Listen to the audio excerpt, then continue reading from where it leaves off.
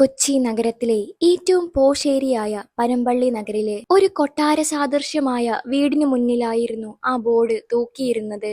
മാധവം. ആ പേര് സൂചിപ്പിക്കുന്നത് പോലെ തന്നെ ഐശ്വര്യവും സമ്പത്തും അവിടെ തങ്ങി നിന്നു. ആ വീടിന്റെ ഉടമസ്ഥൻ ജയശങ്കർ മേനോൻ കൊച്ചിയിലെ പ്രമുഖ ടെക്സ്റ്റൈൽസ് വ്യവസായിയായിരുന്നു. കോടികളുടെ ബിസിനസ് സാമ്രാജ്യത്തിന്റെ അധിപൻ ജയശങ്കറിന്റെ ഏക മകൾ നന്ദനയുടെ വിവാഹ നിശ്ചയമായിരുന്നു അന്ന് രാത്രി. നഗരത്തിലെ വമ്പൻ സ്രാവുകളെല്ലാം ആ വീട്ടിലേക്ക് ഒഴുകിയെത്തിക്കൊണ്ടിരുന്നു. വിദേശത്ത് നിന്ന് ഇറക്കുമതി ചെയ്ത ലില്ലി പൂക്കളും ഓർക്കിഡുകളും കൊണ്ട് ആ വീട് ഒരു സ്വർഗമായി മാറ്റിയിരുന്നു. മുറ്റത്ത് നിർത്തിയിട്ടിരിക്കുന്ന ബെൻസും BMW-വും ഓടിയും ആ വീടിന്റെ പ്രൗഢി വിളിച്ചോതി. അകത്ത് വില കൂടിയ വസ്ത്രങ്ങൾ ധരിച്ച അതിഥികൾക്കിടയിലൂടെ ജയശങ്കറും ഭാര്യ മായയും ചിരിച്ച മുഖത്തോടെ ഓടി നടക്കുകയാണ്. മായ ധരിച്ചിരുന്ന വജ്രാഭരണങ്ങൾ ആ ലൈറ്റുകളുടെ വെട്ടത്തിൽ തിളങ്ങുന്നുണ്ടായിരുന്നു. അവളുടെ ഓരോ ചലനത്തിലും താനൊരു വലിയ സമ്പന്ന കുടുംബത്തിലെ അംഗമാണെന്ന അഹങ്കാരം നിഴലിച്ചിരുന്നു. എന്നാൽ ഈ ആഘോഷങ്ങൾക്കും വർണ്ണ പൊലിമകൾക്കും ഇടയിൽ ആ വീട്ടിൽ ഒരു ശൂന്യതയുണ്ടായിരുന്നു. ആ വീടിന് ഐശ്വര്യം നൽകിയിരുന്ന ഒരു വ്യക്തി അവിടെ ഉണ്ടായിരുന്നില്ല. ജയശങ്കറിന്റെ അമ്മ കാർത്തിയാനിയമ്മ. വെറും 6 മാസം മുമ്പ് വരെ ആ വീട്ടിലെ പൂജാമുറിയിൽ സന്ധ്യാദീപം തെളിച്ചിരുന്നത് ആ അമ്മയാണ്. എന്നാൽ ഇന്ന് തന്റെ കൊച്ചുമകളുടെ ജീവിതത്തിലെ ഏറ്റവും വലിയ ദിവസം നടക്കുമ്പോൾ കാർത്തിയാനി അമ്മ എവിടെയാണെന്ന് ആരും അന്വേഷിച്ചില്ല.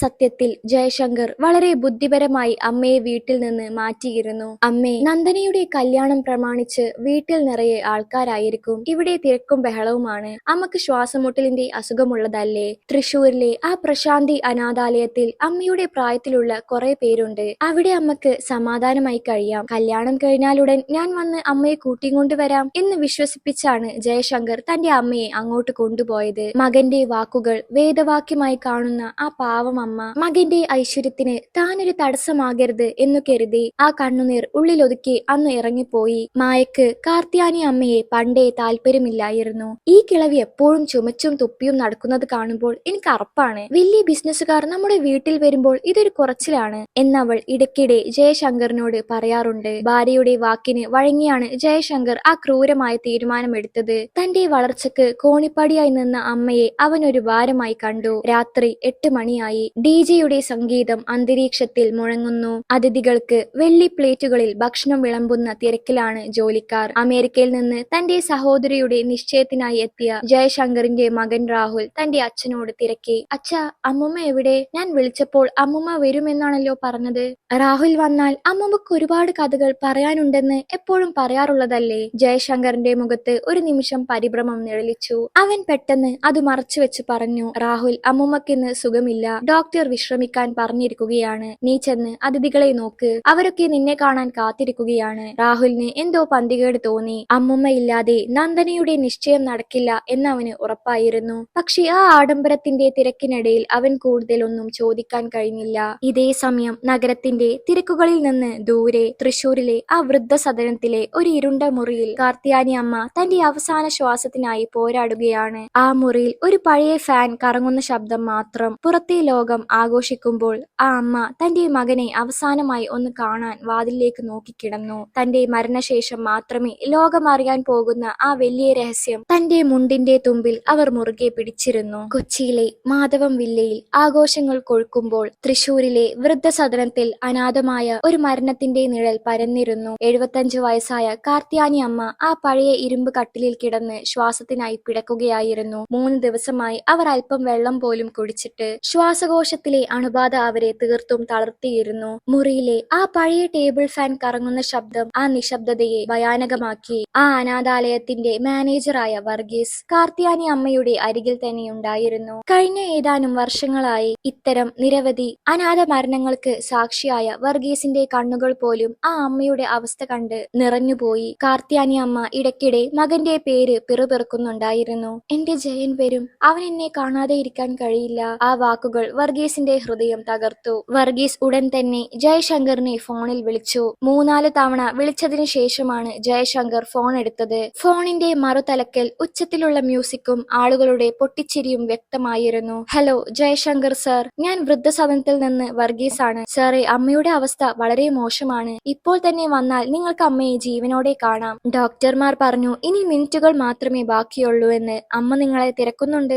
ജയശങ്കറിന്റെ മറുപടി ഞെട്ടിക്കുന്നതായിരുന്നു. നോക്കൂ വർഗീസ്, എന്നെന്റെ വീട്ടിൽ വലിയൊരു ചടങ്ങാണ്. അമേരിക്കയിൽ നിന്നുള്ള അതിഥികൾ ഇവിടെയുണ്ട്. ഇപ്പോൾ എനിക്ക് അങ്ങോട്ട് വരാൻ കഴിയില്ല. നിങ്ങൾ ഡോക്ടറോട് പറയൂ. എന്ത് വില കൂടിയ മരുന്നുകൾ നൽകിയാണെങ്കിലും ഇന്ന് രാത്രിയും നാളെ പകലും അമ്മയെ എങ്ങനെയെങ്കിലും പിടിച്ചു നിർത്താൻ. എന്റെ മകളുടെ നിശ്ചയം ഭംഗിയായി നടക്കണം. ഇടയിൽ ഒരു മരണമുണ്ടായാൽ എന്റെ അഭിമാനം പോകും. നിങ്ങൾ എത്ര പണം വേണമെങ്കിലും ചോദിച്ചോളൂ, ഞാൻ ഇപ്പോൾ തന്നെ അയക്കാം. വർഗീസ് സ്തംഭിച്ചുപോയി. സർ, പണമല്ല ഇവിടെ പ്രശ്നം. ഒരമ്മ തന്റെ മകനെ അവസാനമായി കാണാൻ ആഗ്രഹിക്കുന്നു. നിങ്ങൾ വരണം. എന്നാൽ ജയശങ്കർ ദേഷ്യത്തോടെ ഫോൺ കട്ട് ചെയ്തു. ജയശങ്കറിന്റെ പിന്നിൽ നിന്ന ഭാര്യ മായ ചോദിച്ചു, എന്താ ജയേട്ടാ ആ വർഗീസ് പറയുന്നത്? ജയശങ്കർ പല്ല് കടിച്ചു പറഞ്ഞു, ആ കിളവിക്ക് മരിക്കാൻ കണ്ട നേരം നോക്കിയേ.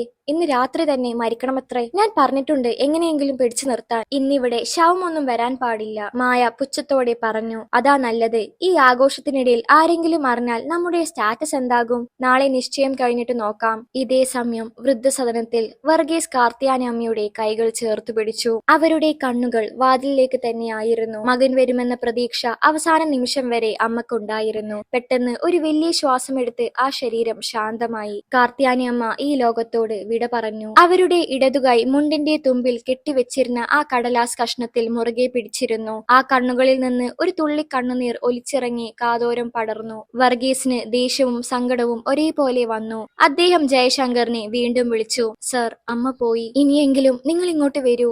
ജയശങ്കറിന്റെ മറുപടി ഒരു രാക്ഷസന്റേതായിരുന്നു. വർഗീസ്, ഞാൻ പറഞ്ഞല്ലോ ഇപ്പോൾ അവിടെ വരാൻ പറ്റില്ലെന്ന്. നിങ്ങൾ ഒരു കാര്യം ചെയ്യൂ. അമ്മയുടെ ബോഡി അടുത്തുള്ള ഏതെങ്കിലും പ്രൈവറ്റ് ഹോസ്പിറ്റലിലെ മോർച്ചറിയിൽ ഫ്രീസറിൽ വെക്കൂ. 2 ദിവസം കഴിഞ്ഞ് എന്റെ പരിപാടികൾ കഴിഞ്ഞിട്ട് ഞാൻ വരാം. അപ്പോൾ നമുക്ക് നേരിട്ട് ശ്മശാനത്തിലേക്ക് പോകാം. ഇപ്പോൾ വീട്ടിലേക്ക് കൊണ്ടുവന്നാൽ നാട്ടുകാരറിയും. എന്റെ മകളുടെ ഭാവി തകർക്കരുത്. ഈ ക്രൂരമായ വാക്കുകൾ കേട്ട് വർഗീസ് ഫോൺ കയ്യിൽ നിന്ന് താഴെ ഇട്ടുപോയി. സ്വന്തം അമ്മയുടെ മൃതദേഹം 2 ദിവസം ഐസ് പെട്ടിയിൽ ഇട്ടുവെക്കാൻ പറയുന്ന ഒരു മകൻ. ലോകം എങ്ങോട്ടാണ് പോകുന്നതെന്ന് അദ്ദേഹം ഓർത്തുപോയി. വർഗീസ് ആ അമ്മയുടെ മുഖം പുതപ്പിച്ചു. അവിടെ കൂടി നിന്ന് മറ്റു വൃദ്ധർ വിങ്ങിപ്പൊട്ടി. തങ്ങളുടെയും ഭാവി ഇതല്ലേ എന്ന് അവർ പരസ്പരം നോക്കി. തൃശൂർ നഗരത്തിലെ ആ സ്വകാര്യ ആശുപത്രിയുടെ മോർച്ചറിക്ക് പുറത്ത് വർഗീസ് തനിച്ചായിരുന്നു. രാത്രി 12 മണി കഴിഞ്ഞിരിക്കുന്നു.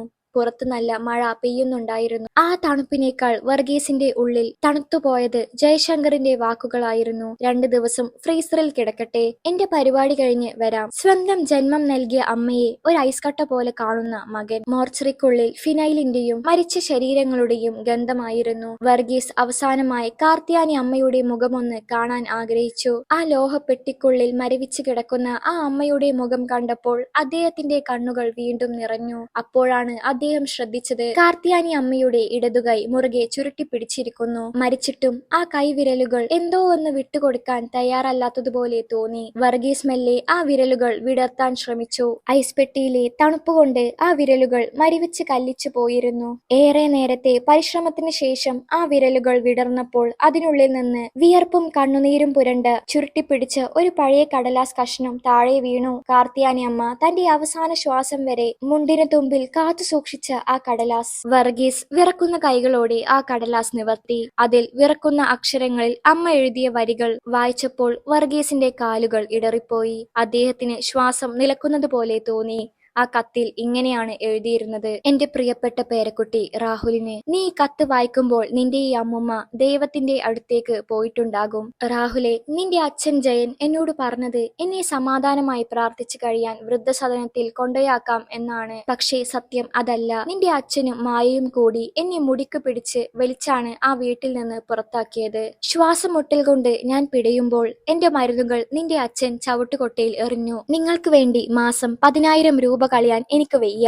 നിങ്ങൾ മരിച്ചാൽ ആ കാശ് നന്ദനിയുടെ കല്യാണത്തിന് ഉപയോഗിക്കാം എന്നാണ് അവൻ എന്നോട് പറഞ്ഞത്. രാഹുലെ, നിന്റെ അച്ഛനെ വളർത്താൻ വേണ്ടി പണ്ട് ഞാൻ എന്റെ ഒരു കിഡ്നി വിറ്റിട്ടുണ്ട്. അവൻ പട്ടിണി കിടക്കാതിരിക്കാൻ ഞാൻ പണിയെടുത്തു. പക്ഷെ അവന് ഇന്ന് ഞാൻ വെറും ഭാരമായി. നീ നിന്റെ അച്ഛനെ പോലെ ആകരുത്. അമ്മുമ്മ നിന്നെ ഒരുപാട് സ്നേഹിക്കുന്നു. വർഗീസ് ആ കടലാസിൽ മുറുകെ പിടിച്ചു. ഇതൊരു സാധാരണ കത്തല്ല. ജയശങ്കർ എന്ന മനുഷ്യന്റെ മുഖംമൂടി അഴിച്ചു മാറ്റുന്ന വലിയൊരു തെളിവായിരുന്നു അത്. തന്റെ വളർച്ചക്കായി സ്വന്തം അവയവം വരെ വിറ്റ അമ്മയെ ഒരു മരുന്നിന് പോലും വകയില്ലാതെ തെരുവിലേക്ക് എറിഞ്ഞ മകൻ വർഗീസിന്റെ ഉള്ളിൽ അഗ്നി പടർന്നു. ആ രാത്രി വർഗീസ് ഒരു തീരുമാനമെടുത്തു. ഈ മൃതദേഹം ഇവിടെ അനാഥമായി കിടക്കാൻ പാടില്ല. ജയശങ്കർ തന്റെ അഭിമാനം കാക്കാൻ വേണ്ടി അമ്മയെ ഫ്രീസറിൽ തള്ളിയെങ്കിൽ ആ അഭിമാനം തന്നെ തകർക്കാൻ വർഗീസ് ഉറപ്പിച്ചു. കാഠിന്യമേറിയ മനസ്സാണെങ്കിലും കേരളത്തിന്റെ മണ്ണിൽ പിറന്ന വർഗീസിന് ആ അമ്മയുടെ കണ്ണുനീർ കണ്ടില്ലെന്ന് വെക്കാൻ കഴിഞ്ഞില്ല.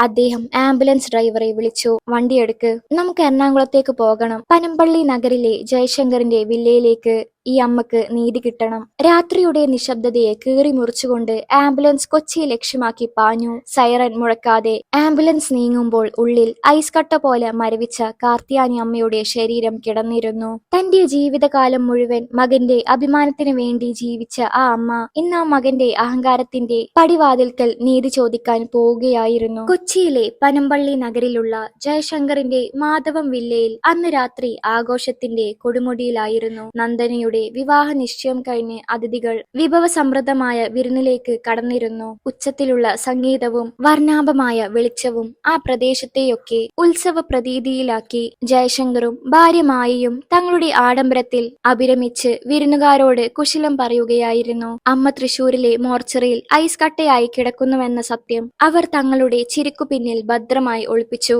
പെട്ടെന്നാണ് ആ പ്രദേശത്തെ നിശബ്ദതയെ കീറി മുറിച്ചുകൊണ്ട് ഒരു ആംബുലൻസിന്റെ സൈറൻ മുഴങ്ങിയത്. ദൂരെ നിന്ന് കേട്ട ആ ശബ്ദം നിമിഷങ്ങൾക്കുള്ളിൽ മാധവം വില്ലയുടെ ഗേറ്റിന് മുന്നിൽ വന്നു നിന്നു. വിരുന്നുകാർ അമ്പരപ്പോടെ ഗേറ്റിന് നേരെ നോക്കി. ഗാർഡുകൾ ആംബുലൻസ് തടയാൻ ശ്രമിച്ചെങ്കിലും വർഗീസ് താഴെ ഇറങ്ങി ഗേറ്റ് തള്ളി തുറന്നു. ഡിജിയുടെ സംഗീതം പെട്ടെന്ന് നിലച്ചു. എല്ലാവരും നിശബ്ദരായി. ജയശങ്കറിന്റെ മുഖം വിളറി വെളുത്തു. അവൻ ഓടിച്ചെന്ന് വർഗീസിനെ തടഞ്ഞു. നീ എന്താണ് ഈ കാണിക്കുന്നത് വർഗീസ്? ഞാൻ നിന്നോട് പറഞ്ഞതല്ലേ ഇപ്പോൾ ഇങ്ങോട്ട് വരരുത് എന്ന്. എന്റെ അഭിമാനത്തിന്റെ പ്രശ്നമാണ്. നിനക്ക് എത്ര പണം വേണമെങ്കിലും തരാം. ഈ വണ്ടി ഇവിടുന്ന് മാറ്റൂ. ജയശങ്കർ പല്ല് കടിച്ച് പതുക്കെ പറഞ്ഞു. എന്നാൽ വർഗീസ് വഴങ്ങിയില്ല. അദ്ദേഹം ആംബുലൻസിന്റെ പിന്നിലെ വാതിൽ വലിച്ചു തുറന്നു. മരവിച്ച കാർത്തിയാനി അമ്മയുടെ മൃതദേഹം അവിടെ കിടക്കുന്നു. അഭിമാനം? ആരുടെ അഭിമാനത്തെക്കുറിച്ചാണ് നീ പറയുന്നത് ജയശങ്കർ? നിന്നെ ഈ നിലയിൽ എത്തിക്കാൻ സ്വന്തം കിഡ്നി വിറ്റ അമ്മയെ ഒരു ഐസ് പെട്ടിയിൽ ഉപേക്ഷിച്ച നിന്റെ അഭിമാനമോ? വർഗീസിന്റെ ശബ്ദം ആ മുറ്റമൊക്കെ മുഴങ്ങി. അതിഥികൾക്കിടയിൽ അടക്കം പറച്ചിലുകൾ തുടങ്ങി. ജയശങ്കറിന്റെ മകൻ രാഹുൽ ഓടി വന്നു. തന്റെ അമ്മമ്മയുടെ നിർജീവമായ ശരീരം കണ്ട് അവൻ അലറിക്കരഞ്ഞു. അമ്മമ്മക്ക് സുഖമില്ലെന്ന് പറഞ്ഞിട്ട് ഇതെന്താണ് അച്ഛാ? എന്താണ് ഇവിടെ നടക്കുന്നത്? ജയശങ്കർ താൻ കുടുങ്ങിയെന്ന് മനസ്സിലാക്കി. അവൻ അവസാന അടവ് പുറത്തെടുത്തു. ഇവൻ കള്ളം പറയുകയാണ് രാഹുൽ. അമ്മമ്മക്ക് സുഖമില്ലായിരുന്നു. ഞാൻ അവിടെ എല്ലാ സൗകര്യവും ചെയ്തിരുന്നു. ഇവൻ എന്നെ ബ്ലാക്ക്മെയിൽ ചെയ്യാൻ ബോഡി ഇങ്ങോട്ട് കൊണ്ടുവന്നതാണ്. അപ്പോഴാണ് വർഗീസ് ആ പഴയ കടലാസ് കഷ്ണം ഉയർത്തിപ്പിടിച്ചത്. ഇത് നിന്റെ അമ്മ എഴുതിയതാണ് ജയശങ്കർ. നിന്റെ ക്രൂരതകൾ ഇതിലുണ്ട്. ജയശങ്കർ വേഗത്തിൽ വർഗീസിന്റെ കയ്യിൽ നിന്ന് ആ കത്ത് തട്ടിപ്പറിച്ചു വാങ്ങി. ആരും വായിക്കുന്നതിന് മുമ്പ് തന്നെ അരികിലുണ്ടായിരുന്ന അലങ്കാര വിളക്കിലെ തീയിൽ അവൻ അത് കത്തിച്ചു കളഞ്ഞു. ഇനി എന്ത് തെളിവാണ് നിന്റെ കയ്യിലുള്ളത്? പോടാ ഇവിടുന്ന്, ജയശങ്കർ ആക്രോശിച്ചു. കത്ത് കത്തി അമരുന്നത് കണ്ട് ജയശങ്കർ വിജയിയെ പോലെ ചിരിച്ചു. എന്നാൽ അവന്റെ ആ ചിരി അധിക നേരം നീണ്ടുനിന്നില്ല. പെട്ടെന്ന് ആഘോഷങ്ങൾക്കായി ഒരുക്കിയ വലിയ LED സ്ക്രീനിൽ ഒരു ചിത്രം തെളിഞ്ഞു. കാർത്തിയാനി അമ്മ എഴുതിയ ആ കത്തിന്റെ വ്യക്തമായ ഫോട്ടോ. രാഹുൽ തന്റെ മൊബൈലുമായി സ്ക്രീനിന് മുന്നിലെത്തി. അച്ഛാ, നിങ്ങൾ കത്ത് കത്തിച്ചെങ്കിലും വർഗീസ് അങ്കിൾ അതിന്റെ ഫോട്ടോ എനിക്ക് നേരത്തെ അയച്ചു തന്നിരുന്നു. ഈ കത്തിലെ ഓരോ വരിയും നിങ്ങളുടെ മുഖം മൂടി അഴിച്ചു മാറ്റുന്നുണ്ട്. സ്ക്രീനിലെ വരികൾ അതിഥികളെല്ലാം വായിച്ചു. ജയശങ്കർ തന്റെ അമ്മയുടെ മരുന്നുകൾ വലിച്ചെറിഞ്ഞതും അമ്മയുടെ കിഡ്നി വിറ്റ് മകനെ പഠിപ്പിച്ചതും എല്ലാം ലോകമറിഞ്ഞു. വിരുന്നിനെത്തിയ പ്രമുഖർ ജയശങ്കറിനെ പുച്ഛത്തോടെ നോക്കി. വിവാഹത്തിന് വന്ന നന്ദനയുടെ ഭാവി വരനും കുടുംബവും അവിടെ വെച്ച് തന്നെ നിശ്ചയം റദ്ദാക്കി. നിങ്ങളെപ്പോലൊരു മനുഷ്യന്റെ മകളെ ഞങ്ങൾക്ക് വേണ്ട എന്ന് പറഞ്ഞ് അവർ ഇറങ്ങിപ്പോയി. മായ നിലവിളിച്ചുകൊണ്ട് തറയിലിരുന്നു. ജയശങ്കർ ഒറ്റപ്പെട്ടവനെ പോലെ ആ മുറ്റത്ത് നിന്നു. തന്റെ ആഡംബരവും പണവും അഭിമാനവും ആ നിമിഷം കൊണ്ട് ചവിട്ടുകൊട്ടയിലായി.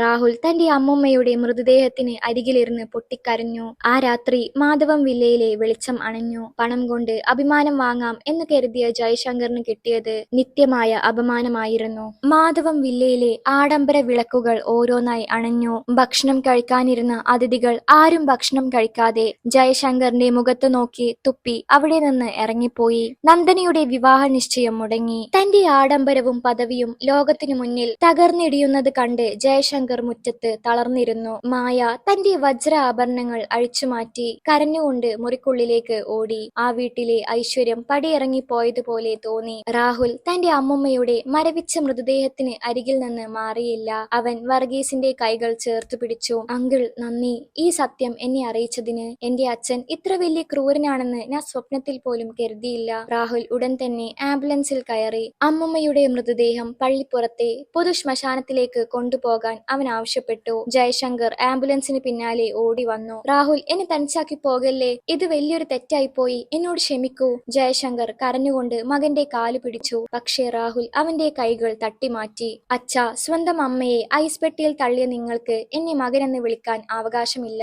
എന്റെ അമ്മുമ്മയെ കൊന്നത് നിങ്ങളാണ്. ഈ പണവും വീടും എനിക്ക് വേണ്ട. ഞാൻ പോവുകയാണ്. ശ്മശാനത്തിലെ ആ തണുത്ത കാറ്റിൽ രാഹുൽ ഒറ്റക്കാണ് തന്റെ അമ്മുമ്മയുടെ ചിതക്ക് തീ കൊളുത്തിയത്. ജയശങ്കർ ദൂരെ മാറി നിന്ന് അത് നോക്കി നിന്നു. ചിതയിലെ അഗ്നി ആളിക്കത്തുമ്പോൾ അതിൽ വെന്തൊരുകിയത് കാർത്തിയാനിയമ്മയുടെ ശരീരം മാത്രമല്ലായിരുന്നു, മറിച്ച് ജയശങ്കറിന്റെ അഹങ്കാരവും അഭിമാനവും കൂടിയായിരുന്നു. ആ രാത്രിക്ക് ശേഷം ജയശങ്കർ ആ വലിയ വില്ലയിൽ ഒറ്റപ്പെട്ടു. രാഹുൽ തന്റെ പഠനം പൂർത്തിയാക്കാൻ തിരികെ പോയി. പക്ഷേ അച്ഛനുമായി എല്ലാ ബന്ധവും അവൻ ഉപേക്ഷിച്ചു. നന്ദനയുടെ വിവാഹം പിന്നീട് നടന്നില്ല. നാട്ടുകാർ അവരെ അമ്മയെ കൊന്നവർ എന്ന് വിളിച്ച് പരിഹസിച്ചു. ജയശങ്കറിന് ഇന്ന് കോടികളുടെ സമ്പത്തുണ്ട്. പക്ഷേ രാത്രിയിൽ ആ വലിയ വീട്ടിൽ തനിച്ചിരിക്കുമ്പോൾ അമ്മയുടെ ശ്വാസം മുട്ടുന്ന ശബ്ദം തനിക്ക് ചുറ്റും കേൾക്കുന്നത് പോലെ അവൻ തോന്നും. പണം കൊണ്ട് സമാധാനം വാങ്ങാൻ കഴിയില്ലെന്ന് ജയശങ്കർ വൈകി മനസ്സിലാക്കി. വാർദ്ധക്യത്തിൽ മാതാപിതാക്കളെ ഭാരമായി കാണുന്ന ഏതൊരു മകനും ഈ കഥ ഒരു പാഠമാണ്. മാതാപിതാക്കളുടെ കണ്ണുനീർ വീഴുന്ന വീട്ടിൽ ഒരിക്കലും ഐശ്വര്യം തങ്ങില്ല എന്ന സത്യം മാധവം വില്ലയിലെ ആ അണഞ്ഞ വിളക്കുകൾ ഇന്നും സാക്ഷ്യം പറയുന്നു. കാർത്തിയാനി അമ്മയുടെ ചിതയടങ്ങി. ശ്മശാനത്തിലെ ആ കനലുകൾ കെട്ടടങ്ങിയെങ്കിലും ജയശങ്കറിന്റെ ഉള്ളിലെ അശാന്തി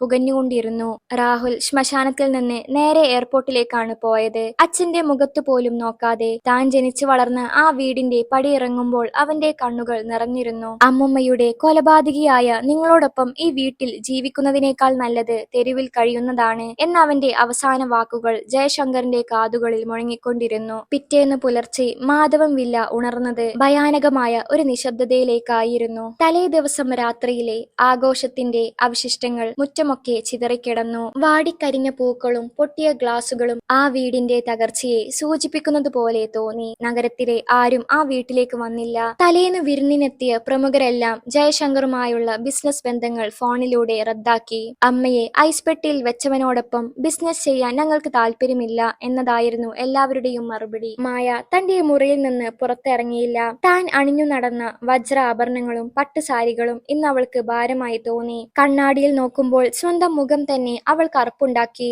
നന്ദനയുടെ അവസ്ഥ അതിലും കഷ്ടമായിരുന്നു. തന്റെ വിവാഹം മുടങ്ങിയതിന്റെ സങ്കടത്തെക്കാൾ ഉപരി തന്റെ അച്ഛനും അമ്മയും ഇത്രയും വലിയ ക്രൂരത ചെയ്തല്ലോ എന്ന കുറ്റബോധം അവളെ തളർത്തി. അവൾ ആരോടും മിണ്ടാതെ ജനൽക്കൽ നോക്കിയിരുന്നു. ജയശങ്കർ പൂജാമുറിയിലേക്ക് നടന്നു. അവിടെ അമ്മയുടെ ഒരു വലിയ ചിത്രം വെച്ചിട്ടുണ്ടായിരുന്നു. പണ്ട് അമ്മ ചിരിച്ചുകൊണ്ട് വിളക്ക് തെളിയിക്കുന്ന ആ ചിത്രം കണ്ടപ്പോൾ ജയശങ്കർ നിലവിളിച്ചു പോയി. അവൻ മുട്ടുകുത്തി നിന്ന് കരഞ്ഞു. അമ്മേ, എന്നോട് ക്ഷമിക്കൂ. എനിക്ക് തെറ്റുപറ്റിപ്പോയി. പക്ഷേ ആ ഭിത്തിയിലെ ചിത്രം മറുപടി നൽകിയില്ല. അന്ന് രാത്രി ജയശങ്കറിന് ഉറങ്ങാൻ കഴിഞ്ഞില്ല. AC ഇട്ട ആ ആഡംബര മുറിയിൽ കിടക്കുമ്പോൾ അവന് വിറയൽ അനുഭവപ്പെട്ടു. മോർച്ചറിയിലെ ആ തണുത്ത പെട്ടിയിൽ തന്റെ അമ്മ കിടന്നത് അവൻ ഓർത്തുപോയി. ഓരോ തവണ കണ്ണടക്കുമ്പോഴും അമ്മയുടെ ശ്വാസം മുട്ടുന്ന ശബ്ദവും ജയ, എന്റെ മരുന്നെവിടെ എന്ന ചോദ്യവും അവന്റെ കാതുകളിൽ മുഴങ്ങി. അവൻ AC ഓഫ് ചെയ്തു. എന്നിട്ടും ആ തണുപ്പ് അവന്റെ ഉള്ളിലേക്ക് പടർന്നു കയറുകയായിരുന്നു. വീട്ടിലെ ജോലിക്കാരെല്ലാം പിരിഞ്ഞുപോയി. ഇവിടെ നിൽക്കാൻ പേടിയാകുന്നു സാറേ. രാത്രിയിൽ ആരോ ചുമക്കുന്നത് പോലെ തോന്നുന്നു എന്ന് പറഞ്ഞാണ് അവർ പോയത്. ജയശങ്കർ ഇന്ന് കോടീശ്വരനാണ്. പക്ഷേ സ്വന്തം വീട്ടിൽ കുടിവെള്ളം എടുക്കാൻ പോലും ആരുമില്ലാതെ അവൻ ഒറ്റപ്പെട്ടു. പണം കൊണ്ട് ലോകത്തെ കീഴടക്കാം എന്ന് കരുതിയ ജയശങ്കർ ഇന്ന് സ്വന്തം നിഴലിനെ പോലും ഭയപ്പെട്ടു തുടങ്ങി. അമ്മയെ വൃദ്ധസദനത്തിൽ ആക്കിയപ്പോൾ അവൻ കരുതി താൻ സ്വതന്ത്രനായെന്ന്. എന്നാൽ അമ്മയുടെ മരണം അവനെ എന്നേക്കുമായി ആ തടവറക്കുള്ളിലാക്കി. കുറ്റബോധം എന്ന തടവറ. മാധവം വില്ലയിലെ ഐശ്വര്യ ഐശ്വര്യം പടിയിറങ്ങിയതോടെ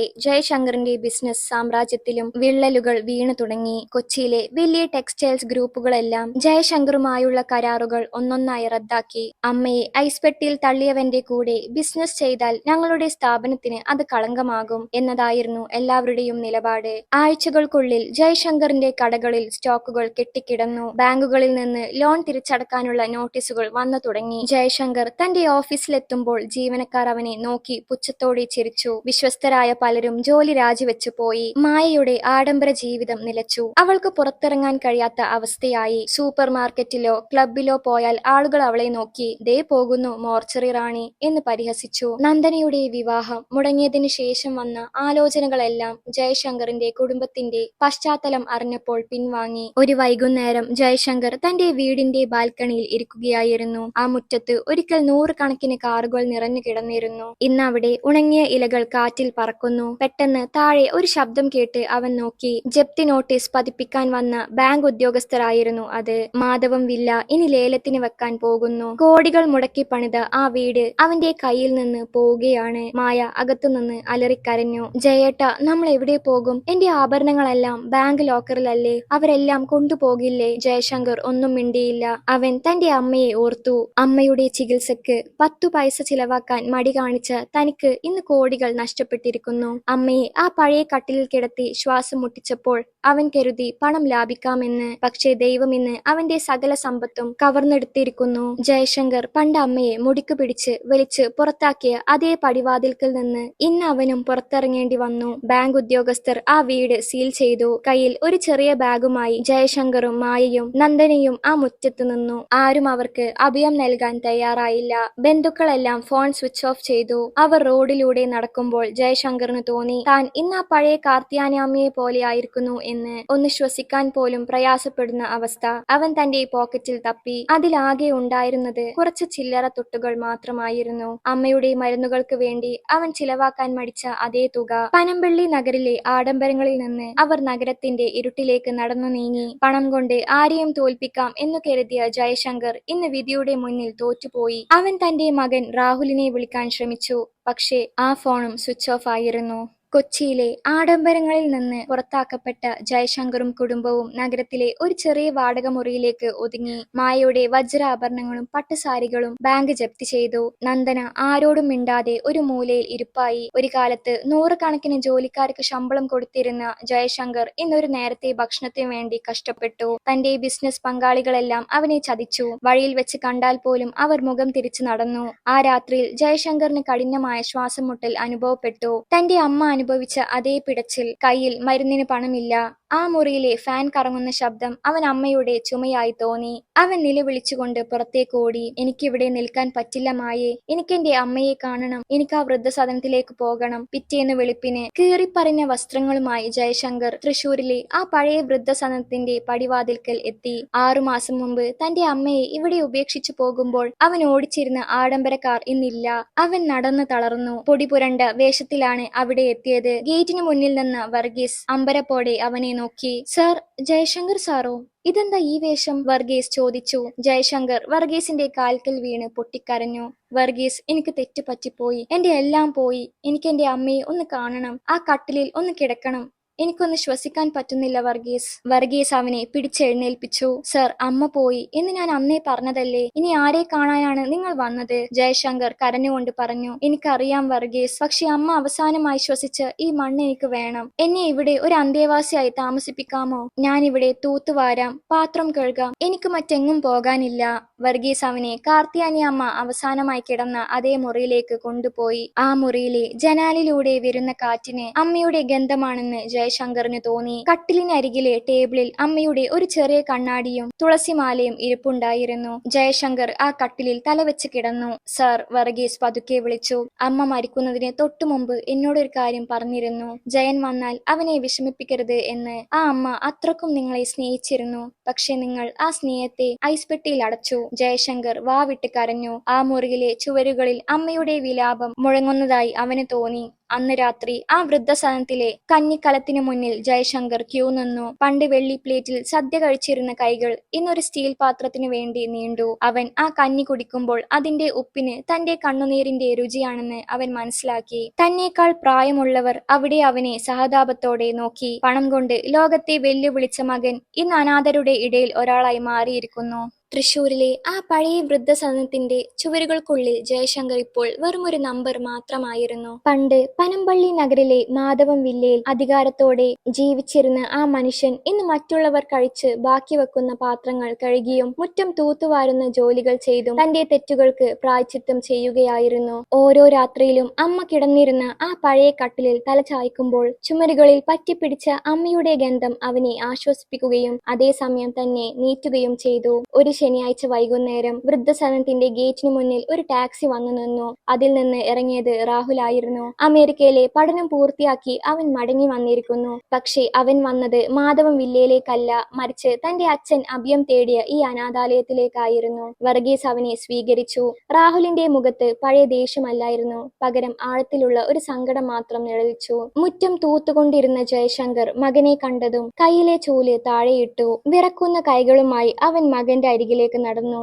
രാഹുൽ മോനെ. ജയശങ്കറിന്റെ ശബ്ദം ഇടറി. അഴുക്കുപുരണ്ട മുണ്ടും നരച്ച താടിയുമായി നിൽക്കുന്ന തന്റെ അച്ഛനെ കണ്ടപ്പോൾ രാഹുലിന്റെ കണ്ണുകൾ നിറഞ്ഞു. കോടീശ്വരനായ ബിസിനസ്മാൻ ഇന്ന് വെറുമൊരു അനാഥനായി മാറിയിരിക്കുന്നു. അച്ഛ, രാഹുൽ പതുക്കെ വിളിച്ചു. ജയശങ്കർ മകന്റെ മുന്നിൽ മുട്ടുകുത്തി വീണു. മോനെ, എന്നോട് ക്ഷമിക്ക്. ഞാൻ നിന്റെ അമ്മമ്മയോട് ചെയ്തത് ക്രൂരതയാണ്. അതിന്റെ ഫലമാണ് ഞാൻ ഇന്ന് അനുഭവിക്കുന്നത്. നീ എന്നെ കാണാൻ വരുമെന്ന് ഞാൻ കരുതിയില്ല. ജയശങ്കർ മകന്റെ കാൽക്കൽ വീണ് പൊട്ടിക്കരഞ്ഞു. രാഹുൽ അച്ഛനെ പിടിച്ചെഴുന്നേൽപ്പിച്ചു. അച്ഛ, ഞാൻ വന്നത് നിങ്ങളെ തിരികെ കൊണ്ടുപോകാനല്ല. എന്റെ അമ്മുമ്മ അനുഭവിച്ച അതേ വേദന നിങ്ങൾ ഇവിടെ അനുഭവിച്ചു നിൽക്കണമെന്ന് എനിക്ക് ആഗ്രഹമുണ്ടായിരുന്നു. പക്ഷേ അമ്മുമ്മയുടെ ആ കത്ത്, അതിൽ അമ്മുമ്മ എഴുതിയത് അവനെ വിഷമിപ്പിക്കരുത് എന്നാണ്. ആ സ്നേഹത്തിന് മുന്നിൽ എനിക്ക് തോറ്റു കൊടുക്കേണ്ടി വന്നു. രാഹുൽ തന്റെ ബാഗിൽ നിന്ന് ഒരു ചെറിയ ഫോട്ടോ എടുത്തു. കാർത്തിയാനി അമ്മ ചിരിച്ചു നിൽക്കുന്ന ഒരു പഴയ ഫോട്ടോ. ജയശങ്കർ ആ ഫോട്ടോ നെഞ്ചോട് ചേർത്ത് പിടിച്ചു. മായയും നന്ദനിയും എവിടെ മോനെ? അവൻ തിരക്കി. രാഹുൽ നെടുവീർപ്പിട്ടു. അമ്മയും നന്ദനിയും ഇപ്പോൾ ചെറിയ ഫ്ലാറ്റിൽ കഴിയുന്നു. പഴയ ആഡംബരമൊന്നുമില്ല. നന്ദന ഒരു ചെറിയ ജോലിക്ക് പോകുന്നുണ്ട്. അച്ഛൻ ചെയ്ത പാപത്തിന്റെ ഭാരം അവരും കൂടി ചുമക്കുന്നുണ്ട്. രാഹുൽ വർഗീസിനോട് കുറച്ചു നേരം സംസാരിച്ചു. അച്ഛന്റെ ചിലവുകൾക്കായി അവൻ കുറച്ച് പണം വർഗീസിനെ ഏൽപ്പിച്ചു. അച്ഛ, ഞാൻ പോവുകയാണ്. എനിക്ക് ഇനിയും അച്ഛനോടൊപ്പം ആ വീട്ടിൽ കഴിയാൻ കഴിയില്ല. പക്ഷേ മാസാമാസം ഞാൻ അച്ഛനെ കാണാൻ വരും. അമ്മമ്മയുടെ ആത്മാവിന് ശാന്തി കിട്ടാൻ അച്ഛൻ ഇവിടെ പ്രാർത്ഥനയോടെ കഴിയണം. രാഹുൽ പടിയിറങ്ങുമ്പോൾ ജയശങ്കർ ആ ഗേറ്റിനരികിൽ നോക്കി നിന്നു. പണ്ട് തന്റെ അമ്മയെ ഇതേ ഗേറ്റിനുള്ളിലാക്കി താൻ പോയത് അവൻ ഓർത്തു. ഇന്ന് തന്റെ മകനും തന്നെ ഇവിടെ വിട്ടുപോകുന്നു. കാലം കരുതി വെച്ച നീതി. ജയശങ്കർ ആ ഫോട്ടോയിലെ അമ്മയുടെ മുഖത്തേക്ക് നോക്കി. അമ്മേ, ഇനി എത്ര ജന്മം ഞാനിങ്ങനെ കിടന്നാലാണ് നിങ്ങളുടെ ആ തണുത്ത പെട്ടിയിലെ വേദനയ്ക്ക് പകരമാവുക? അവൻ വിതുമ്പിക്കൊണ്ട് ആ മുറ്റത്തെ കരിയിലകൾ വീണ്ടും അടിച്ചു വാരി തുടങ്ങി.